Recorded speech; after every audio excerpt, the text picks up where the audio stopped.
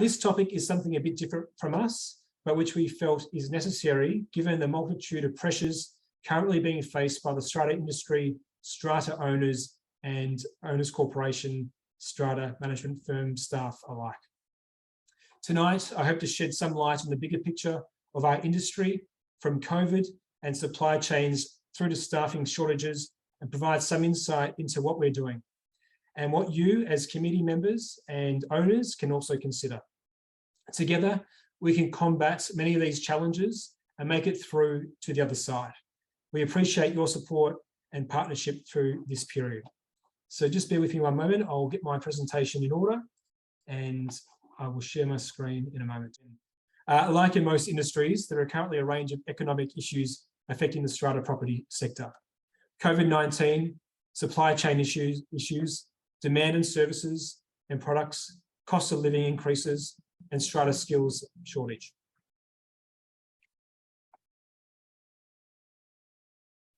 The impacts of the last 2 years will take years to recover from. You can trace the root of most current challenges back to the pandemic, and with the pandemic combined with a range of external factors, this has created a perfect storm. All in the industry are working hard to provide knowledge, perform works, and honour quotes, contending with forces beyond our control. Case numbers in regard to COVID remain high in Victoria, along with the higher rates of flu and other viruses. Increased staff absences across all industries and associated delays in action and response. In insurance, this has caused increased claim processing times. Isolation periods of 7 days cause backlogs of tasks for many sole trader service providers. 2 years of closed borders has meant minimal skilled migration intake to Australia, and globally reduced staffing and handling capabilities for shipping. Supply chains have been affected by a multitude of factors, including floods, bushfires, and as well as the conflict in Ukraine. This includes domestic and international supply chains of service, labour, energy and fuel, materials, food, and consumer goods. Resolving these delays is still expected to take some time and will continue to affect all Victorian businesses into the future. Many manufacturers have been operating below maximum capacity due to COVID-related closures and restrictions, especially in China, where many common building materials and goods are manufactured and shipped.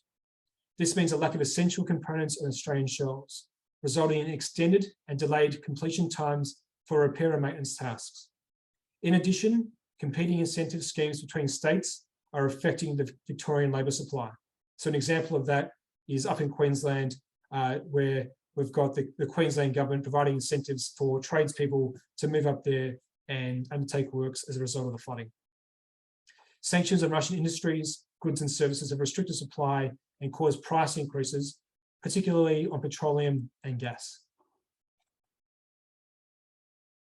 Talking about demand. So demand has increased in a range of trades and services due to recent flooding, as mentioned in Queensland and as well as New South Wales. Lockdowns and restrictions have caused large backlogs of work for strata managers, suppliers, and service providers.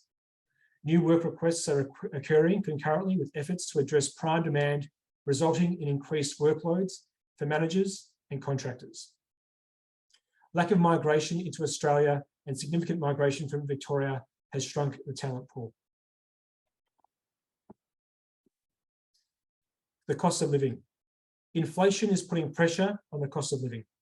The cost of products, services, and energy is increasing. Petrol prices are at an all-time high. Minimum wage across Australia has increased by 5.2%. Superannuation guarantee has increased by 0.5%. And contractors and service providers may have no choice but to pass on these increased costs to consumers. The strata skills shortage. The percentage of Victorians living in strata continues to grow. Years of poor regulation and lack of understanding of the sector has meant that the workforce has struggled to keep pace with this growth. In addition, the complexity of owners' corporations and obligations upon committees and managers has increased. Unfortunately, bullying and harassment of workers is commonplace in the industry. These factors have resulted in industry-wide high turnover due to burnout, stress, and fatigue. What does this mean to owners' corporations? It results in budgets needing to be reviewed to account for increasing costs, so levies may rise. Maybe increased members experiencing financial difficulty, consider offering payment plans to those people. Timeframes for maintenance, repairs, and insurance-related tasks are increasing. Contractors may need to turn down jobs they would once have taken on due to resourcing or profitability, difficulties getting jobs completed. And non-essential works may need to be postponed, both to ease the burden on owners and due to the availability of suppliers and contractors. What the Knight is doing as a result of these challenges. So we've reviewed our internal structure, appointing additional resources to support our managers. Our Wellbeing Committee is working to reduce effects of stress and fight burnout amongst our team. Our Training and Sustainability Manager is ensuring all staff are continuously upskilled, training the Strata managers for tomorrow.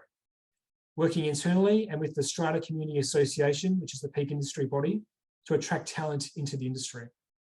And shining a light on these challenges so our clients aren't in the dark. And what can you do as Owners Corporation members, whether you're an Owners Corporation committee member or owner? Firstly, attending this presentation to gain an understanding of the issues facing our sector and Australia at large. So thank you for joining us this evening. Share this information with your community. So fellow owners, tenants, and other friends in other owners corporations as well. Showing kindness and compassion towards your committee members and management staff during these difficult times. Understanding that delays may be unavoidable and showing patience towards service providers. Communication can often be negative. Take a moment to thank your committee members and management team for their hard work. And except in the case of emergencies, respecting work hours. So Monday to Friday, 9 AM to 5 PM for calls and emails, and avoiding follow-up calls and emails within 3 business days. Opportunities and positive news. So in terms of the Knight's online portal, we've got a new portal, which is about to be released for the use of Owners Corporation members. So over the course of September, we will complete transitioning all Owners Corporations onto the new portal. There's an improved and modernised design, additional features including meeting voting and apologies and facility reservation. You'll receive an email when your Owners Corporation is ready to transition with all of the instructions. We have sustainable retrofits. So moving from fossil fuels to renewable energy can help keep energy costs down. The initial outlay is often recuperated quickly in savings. Some options are covered by government rebates, such as the installation of LED lighting upgrades and the added benefit of reducing your Owners Corporation's carbon footprint. So future-proof your property so it remains competitive and desirable. Protect property values. We are in fact seeing a lot of purchases of property looking at the sustainability initiatives of the property at large and what the carbon footprint is moving into the future. So an example of that is also electric vehicle charging, and whether an Owners Corporation has actually installed charging stations to allow the ability to charge electric vehicles in the future. In regards to the embedded network review, the Victorian government recently conducted a review of embedded networks in our state. Stated reforms will create a more transparent and equitable climate for embedded network customers, which is a great result. Local energy networks will need to be 100% renewable energy, including a 5% on-site generated component. So, for instance, the use of solar panels to generate 5% of the total energy for the common areas of the property. Moving on to the upcoming state election. So looking at the priorities and recommendations. So the state election is coming up in November. The Strata Community Association, which the Knight is a member of and heavily involved with, has met with major parties to campaign for the needs and interests of Strata owners. The priorities and recommendations being proposed by SCA include supporting and protecting strata consumers. We're looking for the government to establish a dedicated strata helpline to assist Victorian strata lot owners and residents. Establishment of a minimum educational standard for owners, corporation managers, and mandatory continuous professional development quotas, CPD quotas. Number 2, combating the high prevalence of building defects in owners' corporations. Whenever we take on the management of a new property, and even for existing properties, we see that there are, unfortunately, a number of defects included throughout the property, whether that is the breakdown of membranes, the installation of non-compliant cladding, and other issues as well, the non-compliance regarding OH&S. So what we're looking for the government to do is to we're seeking action to bring about greater transparency and accountability in the Victorian building sector. And number 3, creating smarter, greener, and more livable strata communities. So we're looking for the Victorian government to establish a Victorian Strata Sustainability Fund in a joint partnership between Strata Community Association and Sustainability Victoria. Okay, so that's the questions. One moment.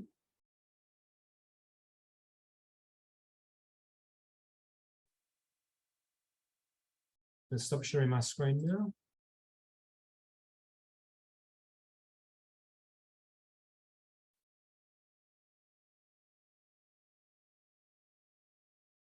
Okay, so any questions from the audience this evening? I know that there's a number that have been responded to in the chat. I think there was a bit of an issue there with the sharing of the presentation. I think Ella behind the scenes shared the presentation. So thank you, Ella, for doing so.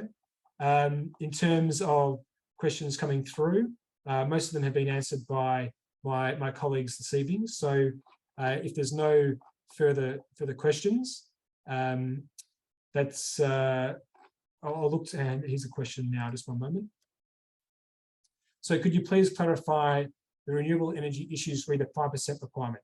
Okay, thank you, Roland, for that question. So that was in relation to embedded electrical networks. So recently, the Victorian government undertook a review of embedded networks within Victoria, and they were, as part of the last election promise, was to ban embedded networks throughout apartment complexes. As a result of the review, they've decided to not ban them entirely, or to ban them, but there are exceptions. And for any new networks to be installed, what must occur is that the power must be renewable power. So 95% can be sourced from retailers, but it must be green power. And at least 5% of the power must be renewable on site. So the use of solar panels on the rooftop of the building could in fact be used to generate 5% of the power for the property. And if that's the case, then an owner's corporation can in fact continue to use an embedded network, or for new properties, an embedded network can be installed.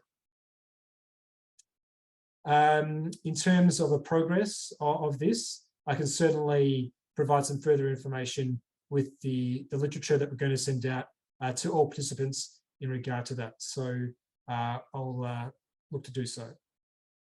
And there's another question coming through from Amelia Tan. So thank you, Amelia, for your question. Can you please clarify the installation of charging stations for electric vehicles? So I touched on that in regards to making sure that your apartment complex is able to accommodate the charging of electric vehicles. It's not a mandatory obligation of owners corporations to do so. However, we're seeing a number of owners corporations undertake investigations as to how they can, because we are seeing a number of owners asking owners corporations whether they're in fact thinking about this topic, because a lot of owners are looking to purchase EV vehicles, if not already.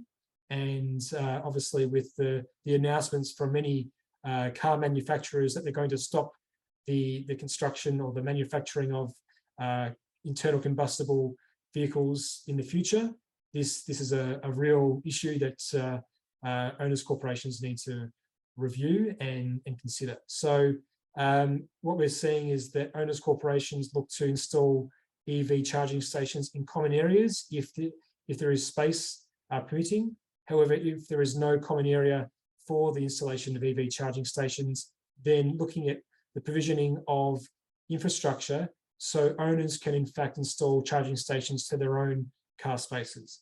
I guess the issue with that comes down to the electrical power load of the property. So if we have a number of owners installing stations, then is that going to affect the power supply to the property? So we, as the knight, have introduced a number of consultants to owners corporations to provide advice as to the viability of doing so. So hopefully, Amelia, that clarifies and answers your question there. Once again, thank you for joining us for this event, and I hope you enjoy the rest of your evening, and good night. Thank you.